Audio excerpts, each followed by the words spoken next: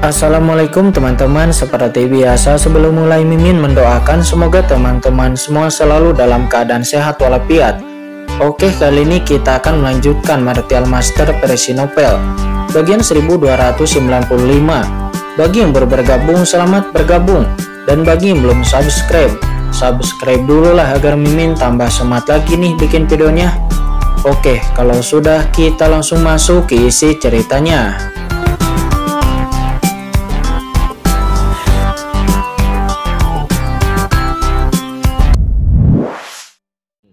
Sepertinya Kincen seolah-olah memberikan harta paling berharganya kepada leluhur pedang. Boom, kemudian leluhur pedang menelan asal mula kacau ini. Setelah menelan asal mula kacau ini, saya melihat kulit leluhur pedang dan rambutnya berkilau lagi. Dia yang kurus dan separuh kakinya hendak masuk ke peti mati. Saat ini roh matinya menghilang dalam sekejap. Bahkan wajah leluhur pedang menjadi montok dan kulitnya menjadi sedikit berkilau. Tuanku, ini, kata Master Pedang Abadi. Melihat leluhur pedang, dia sangat bersemangat. Hahaha, leluhur ini sudah banyak pulih, kata leluhur pedang. Dia tertawa liar dan seluruh jurang pemakaman pedang menderu karenanya. Kincen menunggu leluhur pedang selesai tertawa lalu berkata, "Senior leluhur pedang, saya tidak tahu apakah asal kekacauan milik junior berguna bagi senior." Mendengar itu leluhur pedang tertawa. "Itu sangat berguna," kata leluhur pedang. Namun tiba-tiba Kincen menghela napas dalam. Leluhur pedang pun langsung terkejut. Kenapa kamu menghela napas dalam?" kata leluhur pedang. Kincen kemudian ekspresinya tampak sedih dan lalu berkata dengan getir, "Oh, senior, sebenarnya asal mula kekacauan ini adalah untuk junior mempersiapkan latihan junior. Senior juga tahu bahwa asal mula kekacauan sangatlah jarang. Mungkin junior akan mengandalkan kesempatan untuk menerobos ranah tertinggi di masa depan. Dengan sumber kekacauan ini, saya pikir senior akan menyisakannya. Tetapi saya tidak berharap bahwa senior," kata Kincen. Dia menghela napas berat. Mendengar itu leluhur pedang tiba-tiba merasa sedikit malu. Ternyata benda ini digunakan oleh Kincen untuk menerobos ranah supreme. Tapi tiba-tiba itu ditelan oleh dirinya semuanya. Hati leluhur pedang langsung merasa malu. Tidak mungkin sumber kekacauan itu terlalu penting. Kincen sebelumnya tidak mengatakan, jadi dia menelan semuanya sekaligus. Dan sekarang dia tidak bisa memuntahkannya. Namun ketika leluhur naga melihat ini, matanya tiba-tiba menoleh dan dia berkata, "Nah Kincen, jangan bicarakan tentang itu." Menurut leluhur pedang mungkin tidak sengaja melakukannya. Kalau tidak, jika dia tahu bahwa itu adalah harta karun yang ingin kamu gunakan untuk menerobos, leluhur pedang pasti akan menyimpan beberapa.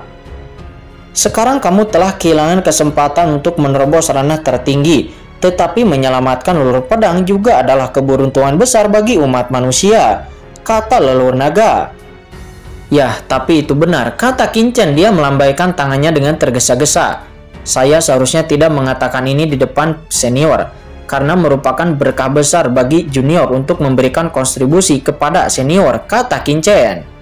Atau leluhur naga tiba-tiba berkata lagi, "Leluhur pedang ini kan adalah pusat kekuatan kuno umat manusia. Dia adalah leluhur Papilun Pedang Tongtian. Kamu pasti memiliki beberapa harta karun di tubuhmu. Mengapa kamu tidak memberikan beberapa harta karun itu kepada anak Kincen untuk menebusnya?" kata leluhur naga. "Hei leluhur naga, jangan katakan itu," kata Kincen. Dia tiba-tiba menyela leluhur naga. "Leluhur pedang senior, jangan anggap perkataan leluhur naga. Kalau begitu, saya akan pergi dulu dari sini," kata Kincen. Seraya berbalik dan akan pergi. "Tunggu," kata leluhur pedang. Dia tiba-tiba menghentikan Kincen. Kincen lalu berbalik dan dengan hormat berkata, "Saya tidak tahu apa perintah dari senior leluhur pedang." Aku tidak punya sesuatu yang bagus di sini, tapi aku bisa melelehkan kekuatan pedang ke dalam tubuhmu," kata leluhur pedang. "Kekuatan pedang?" kata Kincen. Dia bertanya-tanya. "Bukankah kamu bilang kamu punya musuh di luar?" kata leluhur pedang seraya mengangkat tangannya. Dan kemudian boom, cahaya pedang yang menakutkan langsung terkondensasi dari tangan leluhur pedang.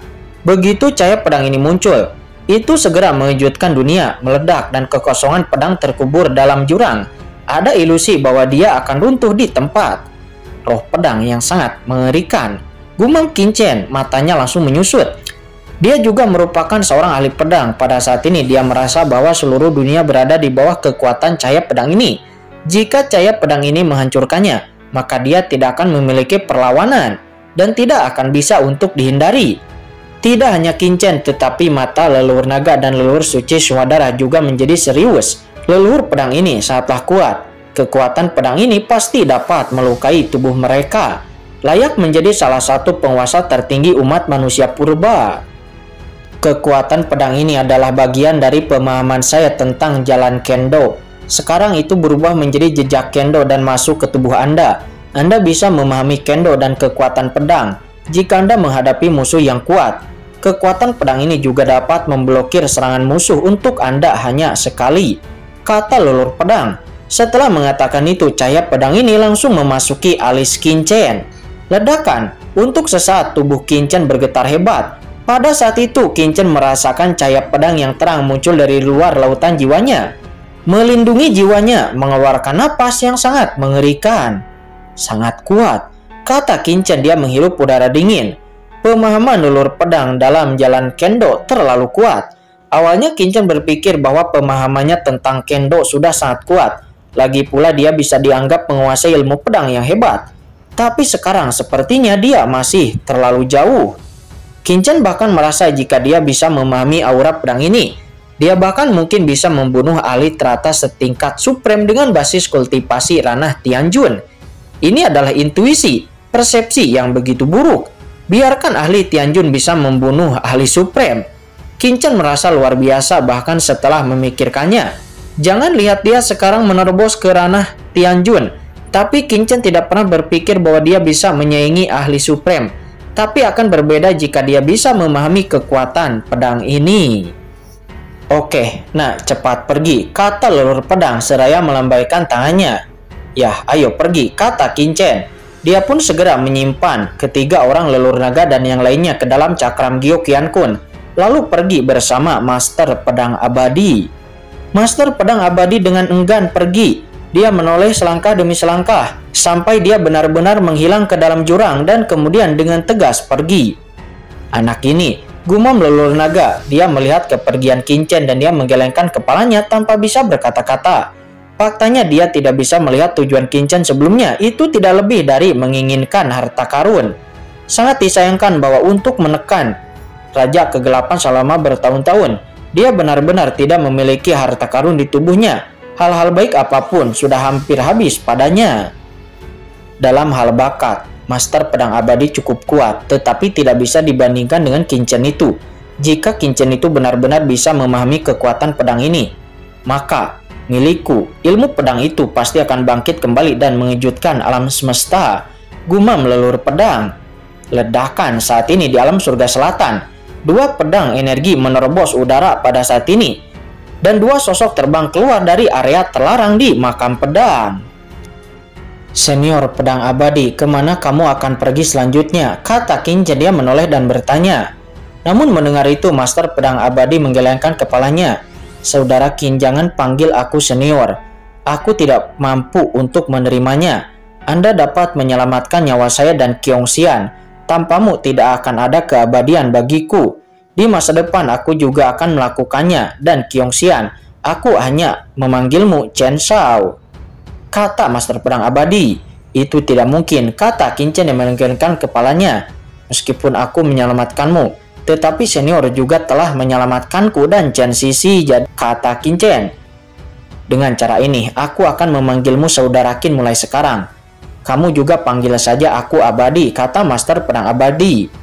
Oke, kalau begitu aku akan memanggilmu saudara Abadi juga, kata Qin-Chen. Dia tidak ingin membuang terlalu banyak energi dalam aspek ini, hanya sebuah nama.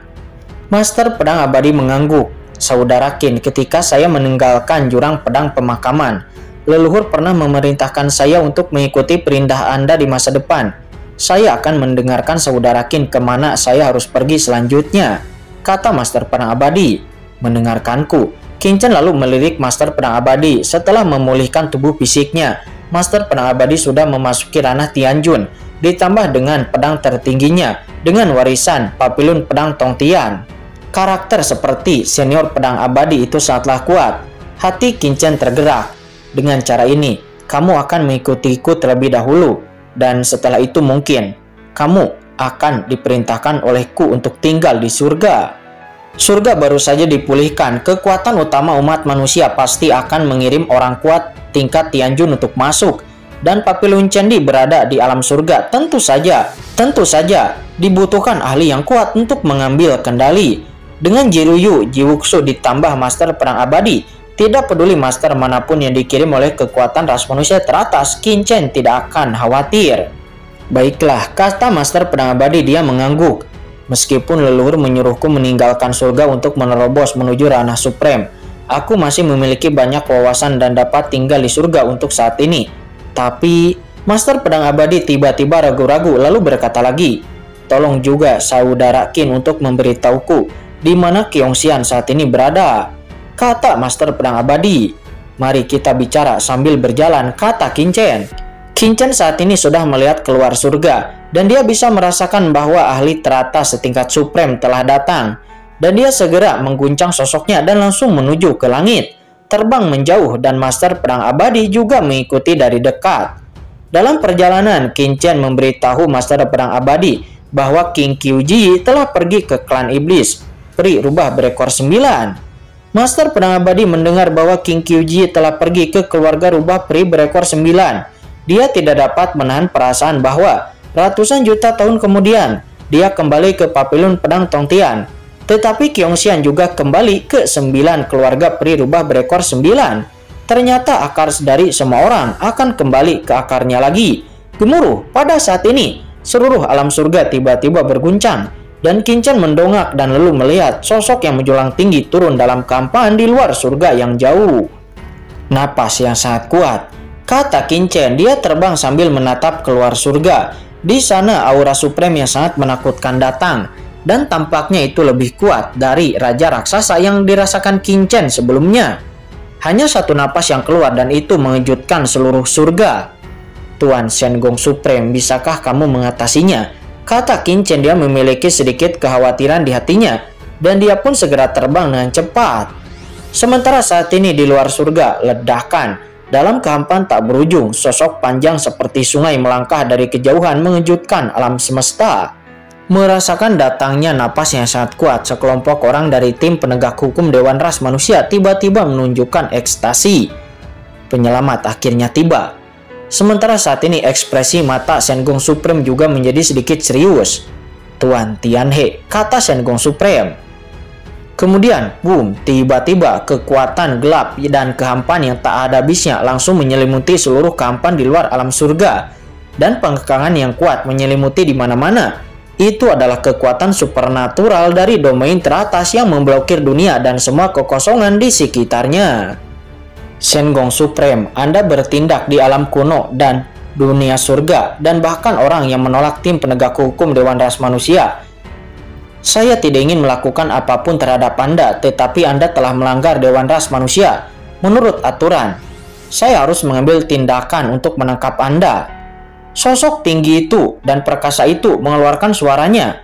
Selama kamu patuh, pergilah ke Dewan Ras Manusia bersamaku, dan aku jamin, aku tidak akan melakukan apapun kepadamu, kata master kuat yang baru datang itu yang bernama penguasa Tianhe. Dia berkata dengan sangat santai. Dia tidak berpikir bahwa Shen Gong Supreme akan memiliki kualifikasi untuk melawan dirinya, karena dia adalah seorang ahli supreme veteran.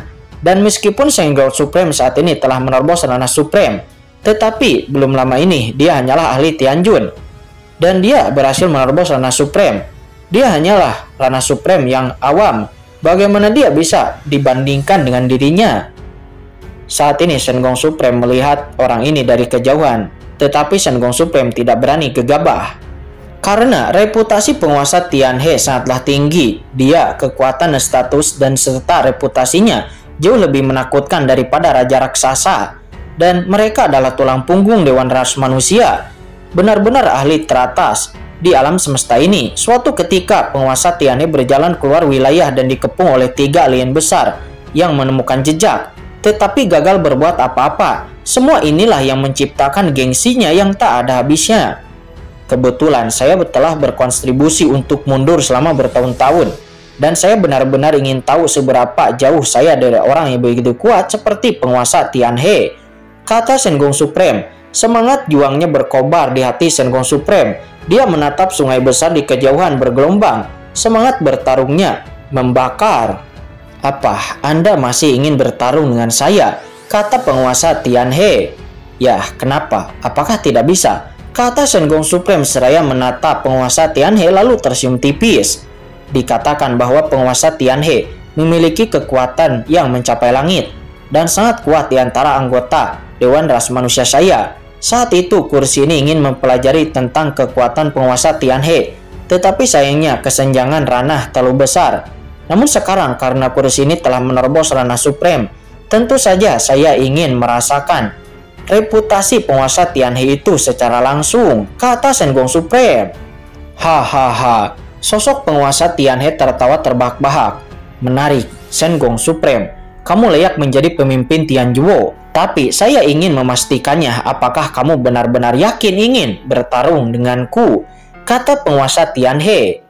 Senggong Supreme mengangguk dan kemudian mata penguasa Tianhe tenggelam, meledak. Dia tiba-tiba menjadi berkuasa. Sekarang di dalam langit, sekelompok sosok juga telah muncul. Itu adalah banyak ahli teratas di surga, dan Qin Chen serta Master Pedang Abadi juga telah tiba. Selain mereka, Ji Wuxu, Ji Ruyu, dan yang lainnya juga telah mendekat. Merasakan aura penguasa Tianhe, Qin Chen memadatkan matanya dan dia menarik napas dalam-dalam. Penguasa Tianhe ini memiliki aura yang menakutkan, bahkan lebih menakutkan daripada Xiao Jin, Ji Tianguang, dan bahkan Raja Raksasa. Bisakah Senggong Supreme menolaknya? Gumam Qin Chen. Tuan Senggong Supreme, kata Qin Chen. Dia lalu mentransmisikan suaranya kepada Senggong Supreme. Karena jika mereka benar-benar akan bertarung, meskipun kalah, Qin Chen juga akan bertarung sampai mati dan tidak akan membiarkan Senggong Supreme menderita sendirian. Setidaknya Qin Chen masih memiliki kekuatan pedang dari leluhur pedang. Setelah kekuatan pedang itu dikeluarkan, penguasa Tianhe mungkin tidak akan dapat menolaknya. Karena bagaimanapun leluhur pedang adalah leluhur papilun pedang Tongtian kuno. Dari segi kekuatan dan status setidaknya dia juga merupakan level yang sama.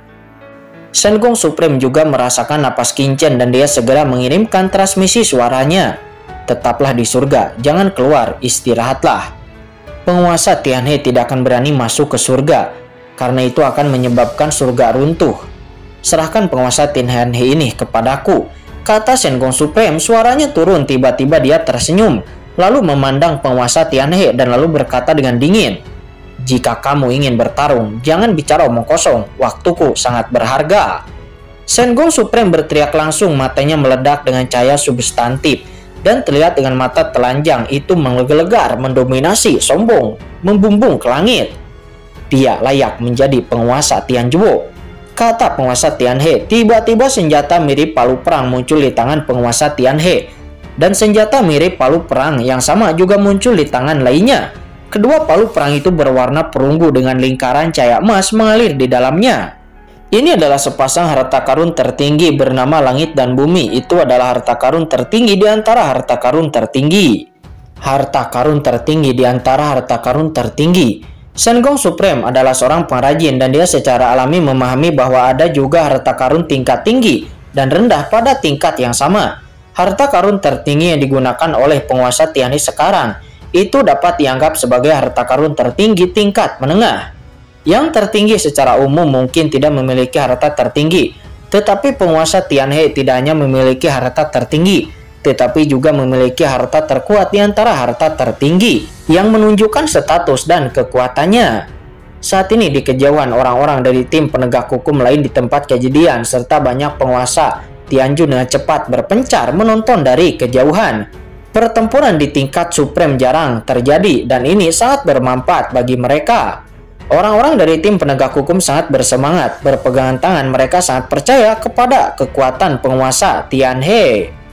Jika kamu bisa bertahan di bawah 3 gerakanku, maka aku tidak akan menangkapmu. Senggong Supreme, aku percaya bahwa kamu tidak akan mengkhianati umat manusia. Kamu pasti akan pergi ke Dewan Ras Manusia saat itu. Dan jika kamu sekarang bisa menahan 3 gerakan dariku, maka aku akan memberimu kesempatan ini. Sekarang, langkah pertama, kata penguasa Tianhe. Tepat ketika suara penguasa Tianhe jatuh, dia langsung bergerak dalam sekejap. Awalnya, penguasa Tianhe masih berada di alam semesta yang jauh.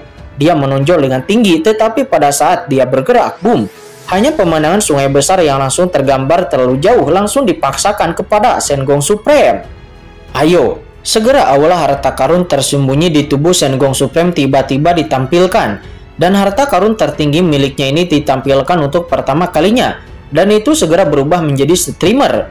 Kunci, Senggong Supreme berteriak dan menggedor. Dan tubuh fisiknya langsung melonjak hingga puluhan ribu kilometer. Ini adalah kekuatan magis yang telah dikembangkan oleh asal-usul tertinggi. Dan dia segera menggunakan trik terkuatnya. Dan kekuatan tertinggi yang membara pun melonjak bergegas ke aula harta karun di atas kepalanya.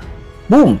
Aula harta karun tersembunyi yang luas tiba-tiba bersinar. Dan rantai-rantai warna-warni tersapu dalam sekejap. Rantai itu menembus dan yang kuat dan menakutkan langsung berubah menjadi Skynet yang padat, menghalangi serangan penguasa Tianhe.